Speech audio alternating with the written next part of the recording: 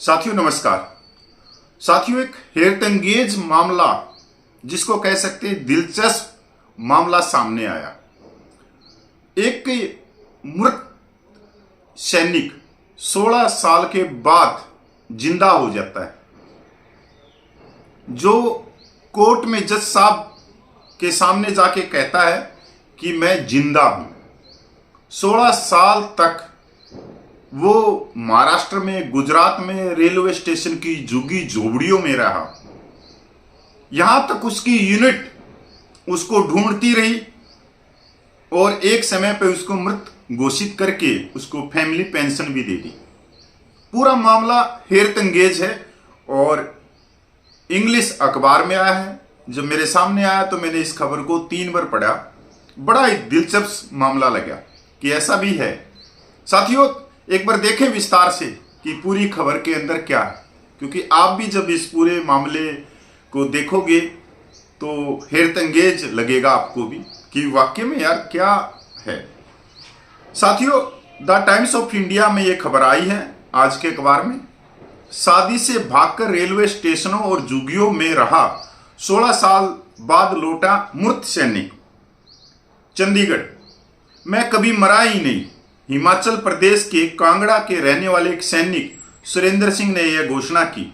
16 साल पहले दहेज के एक मामले के चलते लापता होने के बाद जब वह पंजाब के पठानकोट की अदालत में पूछे तो अधिकारी और परिवार वालों को आश्चर्य हुआ कि वह जिंदा कैसे हो गया, जिसको सब मरे हुए मान रहे थे कि भाई वो अब दुनिया में नहीं है, हमारे पास में नहीं हो। सेना के अभिलेखों में अपनी पत्नी द्वारा मृत घोषित किए जाने के बाद जो विधवा के रूप में पारिवारिक पेंशन प्राप्त करने लगी थी, सिंह ने अपनी पहचान पुनः प्राप्त करने के लिए कुछ महीने पहले अदालत के समक्ष आत्मसमर्पण कर दिया था। सिंह कथित तौर पर पठानकोट के घो गांव निवासी अपनी पत्नी कुमारी द्वारा देश से संबंधित आरोप लगाए जाने के बाद उत्पीड़न के कारण भाग गए थे। सिंह ने टाइम्स ऑफ इंडिया को बताया, मैं उदास था। मेरी पत्नी ने मेरे और मेरे माता पिता के खिलाफ दहेज उत्पीड़न का मामला दर्ज करा दिया था। वह मेरी पोस्टिंग वाली जगह पर मेरा अपमान करती थी, मेरे साथ इतना बुरा व्यवहार करती थी कि मैंने दुनिया छोड़ने का फैसला कर लिया। सिंह ने कहा, मैं वर्षों तक गुजरात और महाराष्ट्र के रेलवे स्टेशनों और झुग्गियों में रहा। जब भी मैंने सेना में अपनी यूनिट या अपने घर लौटने के बारे में सोचा तो मेरी पत्नी द्वारा किए उत्पीड़न ने मुझे रोक दिया। सेना की 32 रेजिमेंट और इसकी खुफिया शाखा ने अब उसके लापता होने की परिस्थितियों का पता लगाने के लिए जांच शुरू कर दी है और यह भी पता लगाने की कोशिश की जा रही है क्या यह वास्तव में सेना छोड़कर भागने का मामला था या किसी व्यापक साजिश का हिस्सा था। सिंह ने सेना में 11 साल 5 महीने तक सेवा की तथा लापता होने से पहले उनकी अंतिम तैनाती गुजरात में थी। उन्होंने कहा कि इस मामले ने उनके सैन्य कैरियर के साथ साथ उनके निजी जीवन को भी बर्बाद कर दिया। सिंह ने कहा कि उन्होंने अपने इकलौते बेटे को आखिरी बार तब देखा था जो अब 11वीं कक्षा में पढ़ता है, जब वह सिर्फ 1 साल का था। उन्होंने कहा अब वह शायद मुझे पहचान भी ना पाए। सिंह के माता पिता जो दहेज मामले में सह आरोपी थे को 10 जनवरी 2014 को एक ट्रायल कोर्ट ने बरी कर दिया था। पठानकोट के मुख्य न्यायिक मजिस्ट्रेट ने अगली सुनवाई 23 अप्रैल को तय की है तथा उनकी पत्नी को उपस्थित होकर आरोप पूर्व साक्ष्य प्रस्तुत करने को कहा है।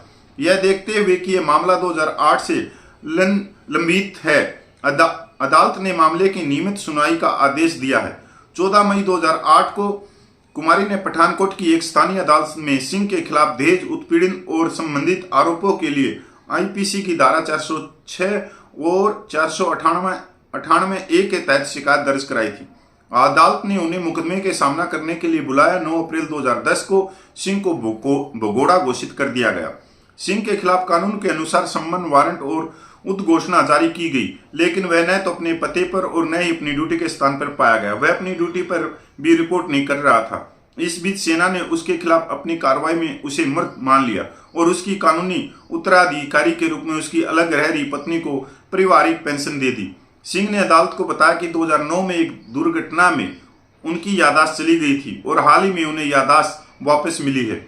अदालत ने उसे न्यायिक हिरासत में भेज दिया और आदेश दिया कि मामले को सेना में उसके कमांडिंग अधिकारी के ध्यान में लाया जाए। न्यायाधीश ने अपने आदेश में से मृत व्यक्ति तथा अदालत में आत्म समर्पण करने के लिए चलने का मामला बताया। सिंह फिलहाल जमानत पर बाहर है और कांगड़ा में अपने भाई के साथ रह रहे हैं। सिंह ने टाइम्स ऑफ इंडिया को बताया कि लगभग 16 वर्षों तक निर्वासन में रहने के बाद उन्होंने फेसबुक पर अपने भाई से संपर्क किया और उसके समझाने पर ही वापस लौटने का निर्णय लिया। उन्होंने कहा कि पिछले महीने उन्हें सेना के अधिकारियों और रेजिमेंट के रिकॉर्ड ऑफिस को पत्र भेजकर बताया कि वह जीवित है। उन्होंने दावा किया कि 2020 में उन्होंने ड्यूटी के स्थान पर आत्म समर्पण करने के लिए अपनी यूनिट से संपर्क की कोशिश की थी, लेकिन मामले की लंबित रहने और कोविड-19 महामारी के कारण वह ऐसा नहीं कर पाया। साथियों, आप देख रहे हो कि जो पारिवारिक मामले होते हैं उसमें कितना कष्ट उठाना पड़ता है। कई बार कि आदमी टूट जाता है।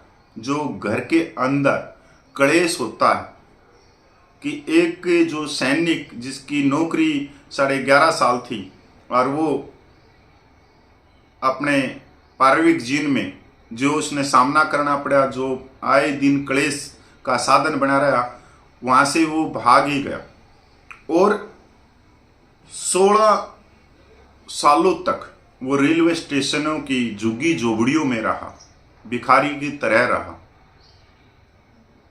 कई बार जो हमारे घर की पारिवारिक जो लड़ाइयाँ होती हैं वो कहाँ से कहाँ पूछ जाती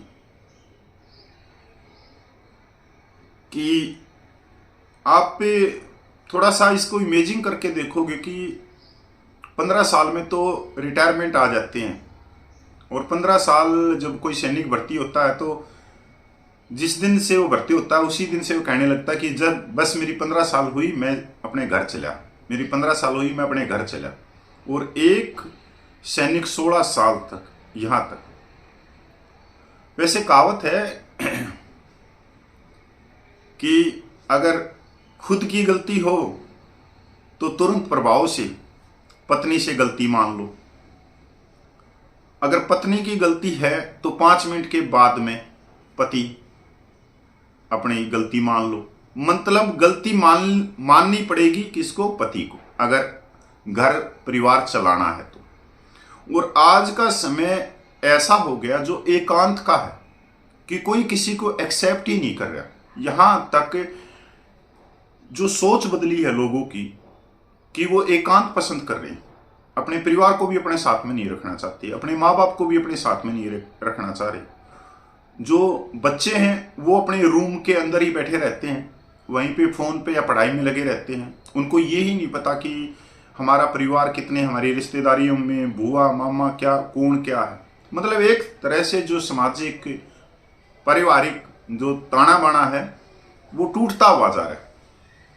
तो साथियों, हमेशा अपने बच्चों पे भी ध्यान रखो और सीधी सी बात यह है कि जो आप अपने जीवन में कर रहे हो वही आपके बच्चे भी अपने जीवन में करेंगे।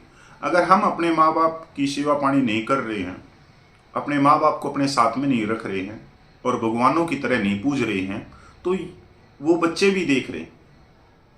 क्योंकि एक दिन हम बूढ़े हो जाएंगे, बच्चे जवान हो जाएंगे, तो ऐसा ही व्यवहार वो भी करेंगे। तो आज के समय पैसे से ज्यादा जो कीमती है वो है रिश्ते।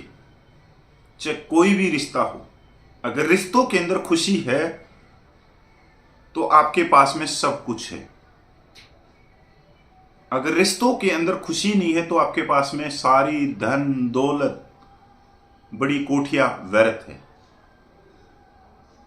क्योंकि बुढ़ापे में जो हर एक का सपना होता है कि उसके बेटा बेटी उसके पास में रहे, उसकी थोड़ी बहुत सेवा करे, दवाइयाँ ला दे, खाना खिला दे, उससे हंसी मजाक कर लें, उसके साथ में बैठ जाएं, उसकी बातें सुन लें। तो नमस्कार, जय हिंद, वंदे मातरम। मैं पूर्व सैनिक कपिल फौजी।